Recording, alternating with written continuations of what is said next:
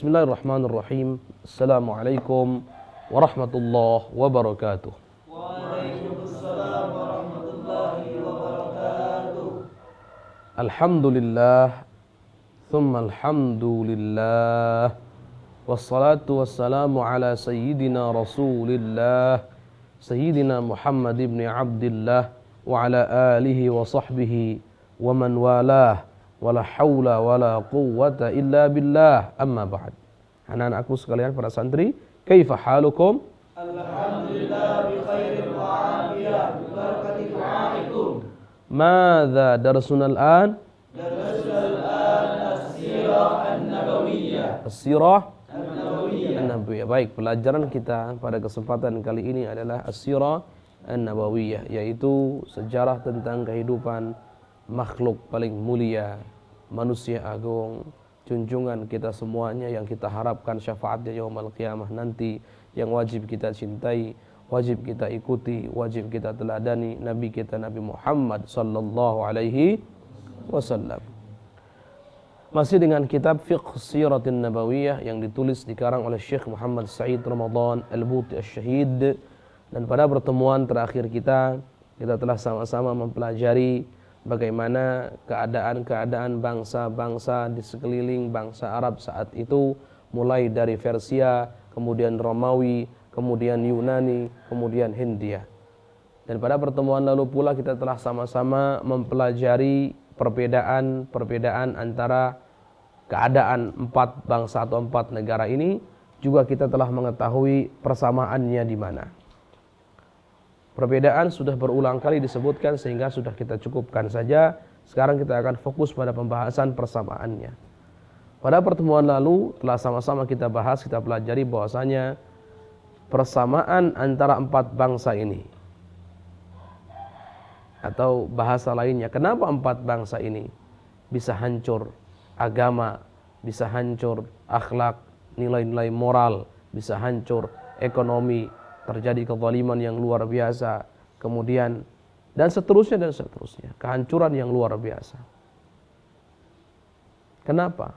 Maka ada jawabannya. Ada kesamaan di antara empat bangsa ini. Kesamaannya, dan ini yang menjadi alasan utama. Karena empat bangsa ini adalah bangsa yang saat itu bisa dibilang dalam tanda petik maju. Maju dalam hal apa? Maju dalam hal kebudayaan, maju dalam hal peradaban, maju dalam hal ekonomi, maju dalam hal teknologi, dibandingkan tentunya dengan bangsa Arab yang paling terbelakang. Dan kaidahnya, jika ada satu peradaban dan kebudayaan maju, tetapi peradaban dan kebudayaan tersebut dibangun di atas nilai-nilai materi belaka, maka ketahuilah kehancuran pasti akan menimpa. Karena peradaban dan kebudayaan yang maju harus ada yang memimpin, mengarahkan, membawa kepada jalan yang benar, yang lurus. Yang memimpin itu bukan sembarang orang, bukan sembarang pemimpin, tapi yang memimpin adalah al-mathal al-a'la, potret ideal sebagai contoh. Potret ideal sebagai contoh. Ini yang memimpin, yang mengarahkan kepada jalan yang lurus. Kita akan langsung masuk pada pembahasan ini. Kita akan baca. Kita baca teksnya. Dzalika qala al-musannifu al-imam al-Buti rahimahullah, nafa'ana Allah bihi wa bi'ulumihi wa 'ulumikum wa amaddana bi asrari wa 'ada 'alaina min barakati amin ila an qala dzalika anna al-hadarah bi mukhtalafi muqawwimatiha wa madhahiriha laysat siwa wasilah wa sabab. Laysat siwa wasilatin wa sabab. Kenapa kok kebudayaan akan menimbulkan kehancuran jika seandainya tidak dipimpin oleh potret ideal, oleh contoh ideal, oleh uswatun hasanah dalam hal ini? Kenapa? Ini jawabannya. Karena yang namanya kebudayaan itu dengan berbagai macam faktor-faktor pendukungnya dan berbagai macam bentuknya secara zahir itu tidak lain dan tidak bukan hanya merupakan wasilah dan sebab, perantara dan sebab saja. Fa in aduma aw adima ahlu at-tafkir aw ahla at-tafkir التفكير الصائب والمثل الأعلى الصحيح استحالت الحضارة في أيديهم إلى وسيلة للنزول به إلى درك الشقاء والاضطراب. Kalau seandainya orang atau kaum atau bangsa yang memiliki kebudayaan tersebut kok tidak menggunakan pikiran yang benar atau tidak memiliki gagasan ide yang benar, kemudian tidak memiliki contoh atau potret ideal, maka kebudayaan tersebut akan berubah di tangan mereka menjadi wasilah untuk terjun bebas ke arah penderitaan dan ke arah tidak stabilan bangsa dan negara. Nah, itu sudah. Ya, kebudayaan yang ada itu tidak lain dan tidak bukan wasilah, sebab. Kalau wasilah dan sebab ini tidak diiringi oleh ide-ide yang tepat, oleh gagasan yang tepat, oleh pemikiran yang tepat, tidak diiringi, tidak dibarengi oleh pemimpin yang benar, yang bisa menjadi potret ideal, bisa menjadi uswatun hasanah, maka kebudayaan akan menjadi sebab dan wasilah untuk terjun bebas ke arah penderitaan, terjun bebas ke arah ketidakstabilan negara tersebut, bangsa tersebut, kaum tersebut. Lihat, amma in utiya ahluha miqyasan min al-aql ar-rashid alladhi qallama ya'ti illa biwasitati ad-din wal wahy al-ilahi fa innal qiyam al-hadariyya wal madaniyya kullaha tusbihu wasaila jamilatan sahlatan ila as-sa'adati at-tammati fi mukhtalafi anwa'iha wa madahiriha. Lihat, adapun ketika bangsa yang memiliki kebudayaan tersebut diberikan oleh Allah Subhanahu wa taala timbangan, artinya timbangan, diberikan oleh Allah Subhanahu wa taala pemikiran yang benar, gagasan yang benar, akal yang sehat, baik. Yang mana gagasan yang benar, akal yang sehat, kemudian pemikiran yang benar yang tepat, itu sangat minim kemungkinannya akan ada datang dari sumber lain selain daripada agama.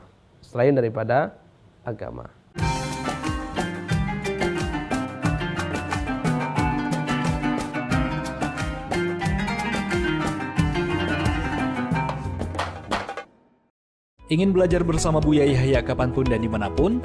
Dapatkan segera flashdisk MP3 Buya Yahya. Berisikan berbagai materi kajian lengkap bersama Buya Yahya.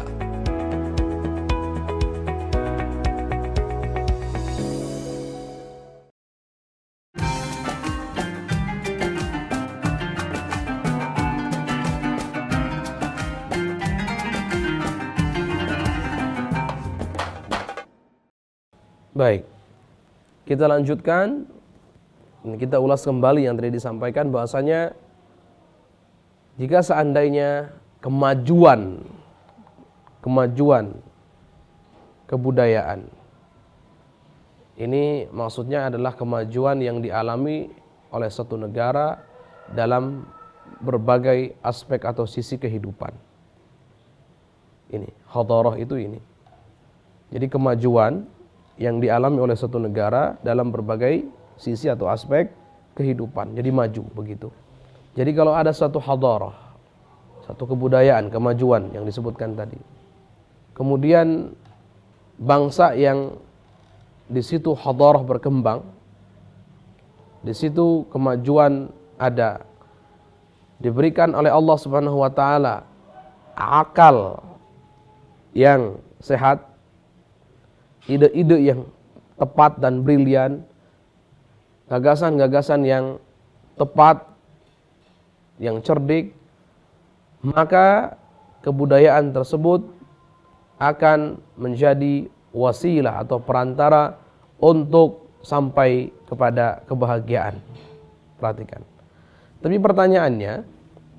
pertanyaannya sulit sekali, bahkan tipis sekali kemungkinan akan adanya ide-ide yang brilian, akan adanya akal yang sempurna dalam hal ini, tipis kemungkinan akan datang selain daripada agama.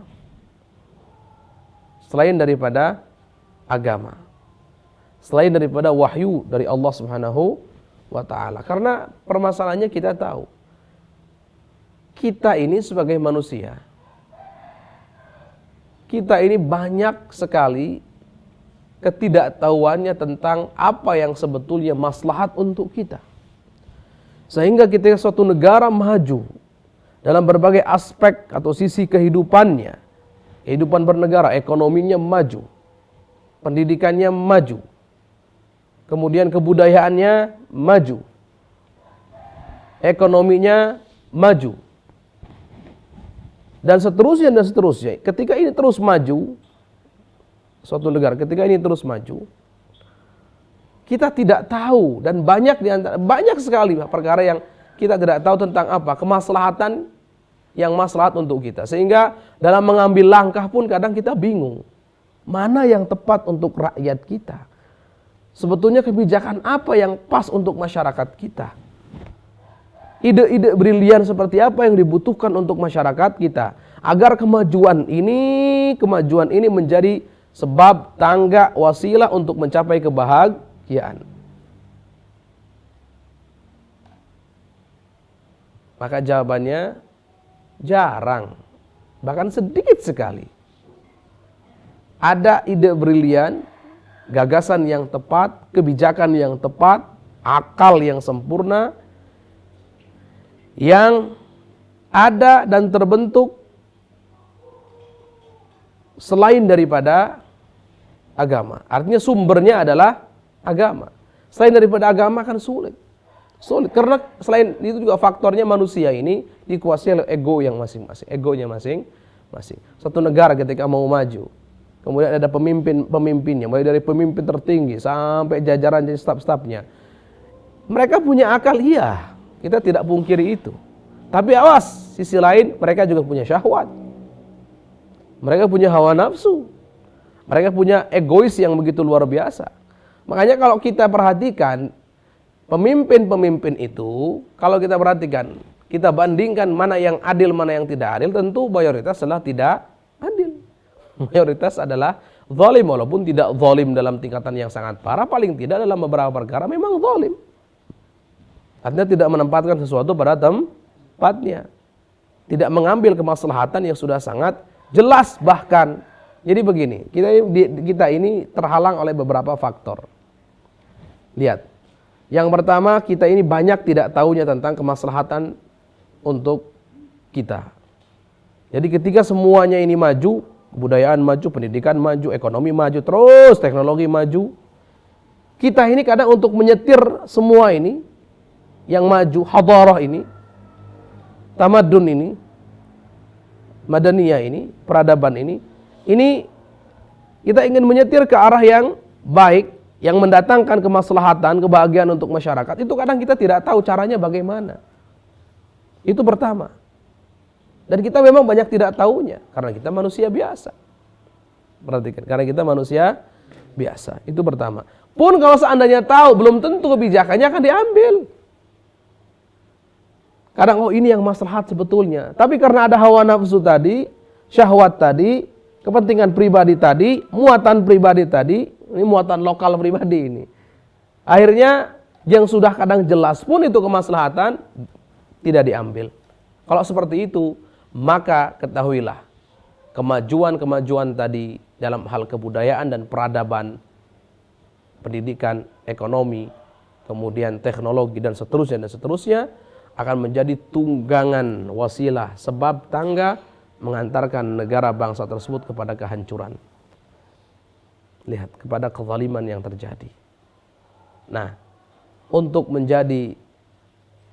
menjadikan hadarah, kemajuan-kemajuan tadi tangga atau sebab kebahagiaan, butuh kepada sosok pemimpin yang memiliki hati nurani, memiliki pemikiran yang tepat, memiliki kebijakan yang bagus dan seterusnya. Dan sosok pemimpin tersebut sulit kalau seandainya atau kecil kemungkinannya kalau dia bisa melakukan itu selain daripada mengikuti wahyu ilahi atau agama Allah. Sudah simpelnya gitu. Ya. Jadi ringkasnya, kalau kemajuan ingin menjadi wasilah kebahagiaan, maka harus diiringi oleh sosok pemimpin yang menjadi potret ideal, yang menjadi uswatun hasanah, menjadi contoh, dan menjadi pemimpin yang jadi potret ideal, contoh dengan kebijakannya, dengan ilmunya, dengan pemikirannya, dengan gagasannya. Ingat, ini tidak mudah dan sulit sekali tanpa bimbingan daripada Allah Subhanahu wa taala, agama Allah, wahyu dari Allah Subhanahu wa taala. Nah,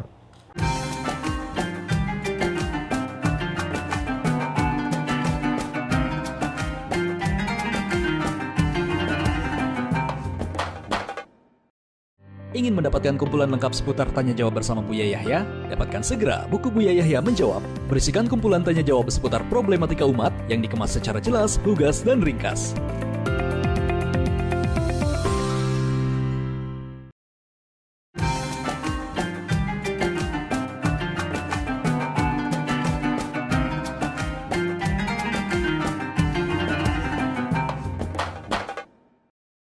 قال أما الجزيرة العربية فقد كانت هادئة بعيدة بل منعزلة عن مظاهر هذه الاضطرابات كلها فلم يكن لدى أهلها من الطرف والمدنية الفارسية ما يجعلهم يتفننون في خلق وسائل الانحلال وفلسفة مظاهر الإباحية والانحطاط الخلقي ووضعها في قوالب من الدين ولم يكن لديهم من الطغيان العسكري الروماني ما يبسطون بأيديهم بالتسلط على أي رقعة من حولهم ولم يؤتوا من طرف الفلسفة والجدل اليوناني ما يصبحون بفريسة الأساطير والخرافات. Baik.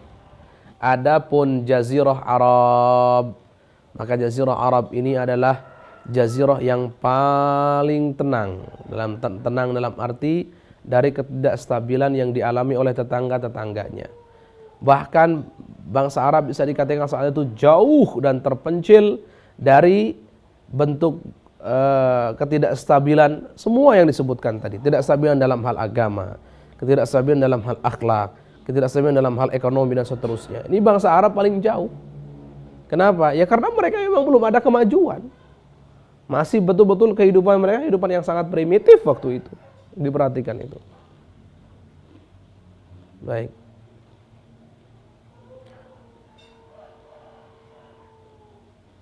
Innama huwal falam yakun lada ahliha. Jadi bangsa Arab saat itu tidak memiliki kebudayaan atau kemajuan dalam sisi kebudayaan dan peradaban seperti yang dialami oleh Persia. Belum maju, artinya memang terbelakang sekali bangsa Arab saat itu. Ya, terbelakang. Yang mana itu semua keterbelakangan mereka ini menjadikan keterbelakangan mereka ini tidak menjadikan mereka seperti halnya bangsa Persia, yang mana bangsa Persia ini betul-betul ahli dalam menciptakan wasilah-wasilah atau sebab-sebab kehancuran. Bangsa Persia seperti itu. Dan ajaran-ajaran bentuk dari ajaran-ajaran yang kita sudah sama-sama pelajari diantaranya adalah ibahiyah. Ibahiyah itu memperbolehkan segalanya. Wanita boleh bersama-sama, harta boleh bersama-sama. Kemudian penurunan dalam hal akhlak, rendahnya akhlak. Dan semua itu diletakkan atau dijadikan seperti ajaran daripada agama. Jadi bayangkan, kehancuran-kehancuran tadi, kerusakan-kerusakan tadi mereka jadikan sebagai ajaran agama. Mereka jadikan sebagai ajaran agama. Itu mengerikan. Itu mengerikan sekali. Padahal agama mana, jika seandainya itu benar agama dari Allah, yang mengajari kerusakan seperti yang mereka lakukan? Agama mana? Agama yang mana itu? Rusak akhlaknya, rusak seterusnya, rusak dalam hal lain. Agama mana? Tidak ada. Bangsa Arab tidak mengalami itu. Bangsa Arab tidak mengalami itu. Bangsa Arab tidak membuat-buat perantara yang membuat mereka jadi hancur, jadi tidak stabil dan seterusnya. Tidak seperti itu. Karena bangsa Arab tidak memiliki kebudayaan yang maju, peradaban yang maju saat itu. Iya betul, bangsa Arab juga dalam keadaan yang akhlaknya tidak baik, tapi tidak separah Romawi, Persia dan Romawi, juga Yunani tidak separah mereka. Tidak separah mereka. Baik. Betul bangsa Arab punya adat kebiasaan yang tentunya bertentangan dengan akhlak dan seterusnya. Iya, tapi mereka tidak mengatakan itu bagian dari agama. Seperti yang dilakukan oleh Persia yang mengerikan itu. Baik. Ini gambaran bangsa Arab. Kemudian juga bangsa Arab tidak memiliki pasukan atau militer yang kuat seperti yang dimiliki oleh Romawi. Jadi bagaimana bangsa Arab mau menjajah? Mereka tidak punya pasukan, tidak punya militer yang cukup, kan nggak mungkin. Jadi adanya kekacauan, kehancuran ini sebabnya yang mereka alami apa sih sebetulnya?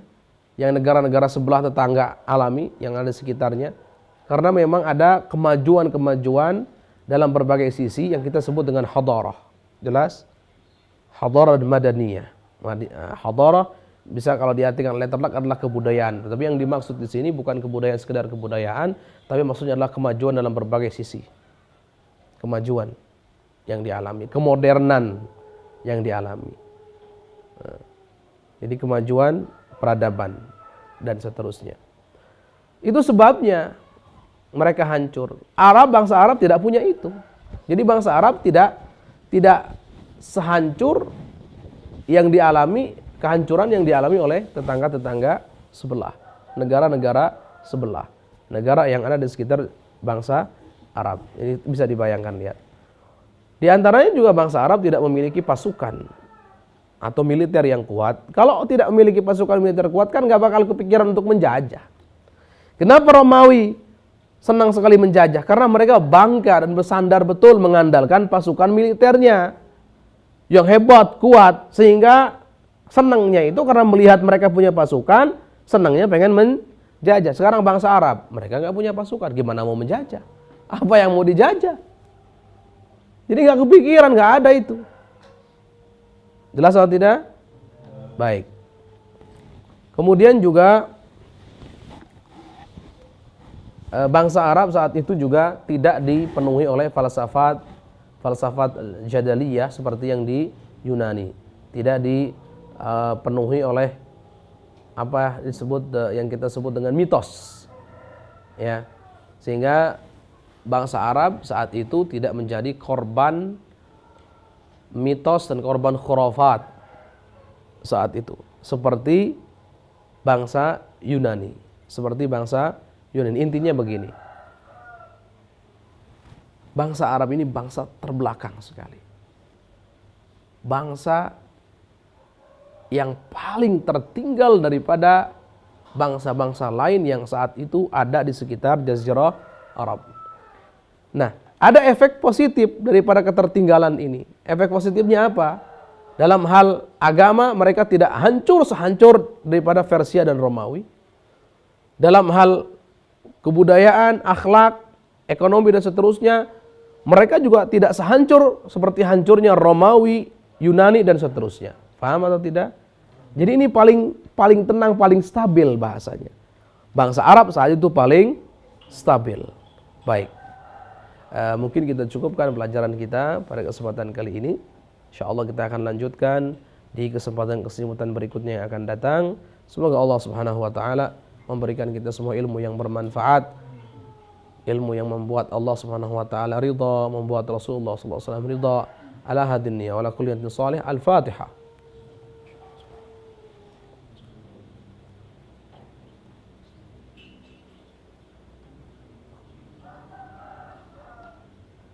Assalamualaikum warahmatullahi wabarakatuh.